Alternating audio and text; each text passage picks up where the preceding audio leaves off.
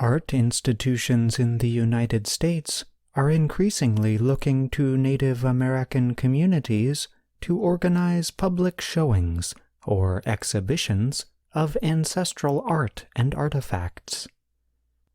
Native American voices and artistry are at the center of one new traveling exhibition. Grounded in Clay opened on July 31st at the Museum of Indian Arts and Culture in Santa Fe. It travels next year to the Metropolitan Museum of Art in New York, before taking more stops at the Museum of Fine Arts in Houston and the St. Louis Art Museum. Grounded in Clay explores pottery from the Pueblo Indian area of the American Southwest. In Pueblo pottery traditions, artists use their hands to form clay into many shapes and sizes. Then they fire it inside a very hot stove called a kiln. The process permanently hardens the clay. 60 Native American artists, museum professionals, storytellers, and political leaders worked together to develop the public showing. Each picked a few of their favorite pieces from collections in New Mexico and New York. Personal statements, and sometimes poetry, appear with the clay works.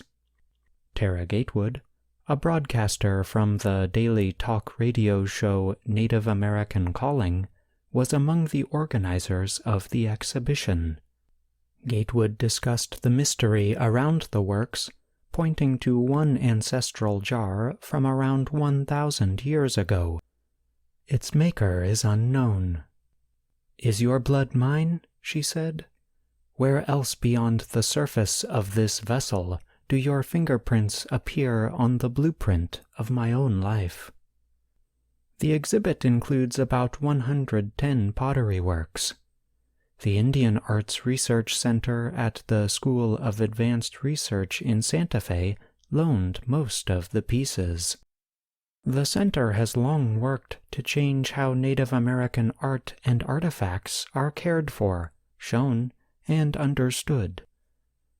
The organizers of Grounded in Clay come from the 19 Native American communities of New Mexico, the West Texas community of Isleta del Sur, and the Hopi tribe of Arizona.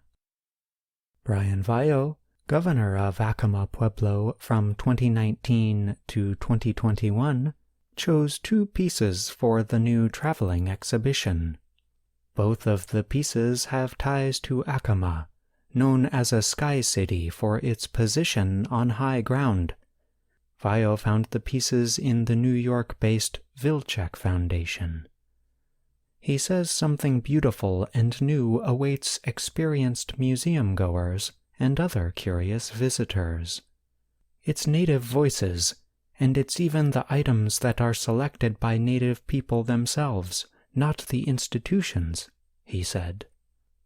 Vayo added that people who go to the showing will appreciate that these cultures survived and are thriving, and the creative spirit of our people is very much alive. I'm John Russell.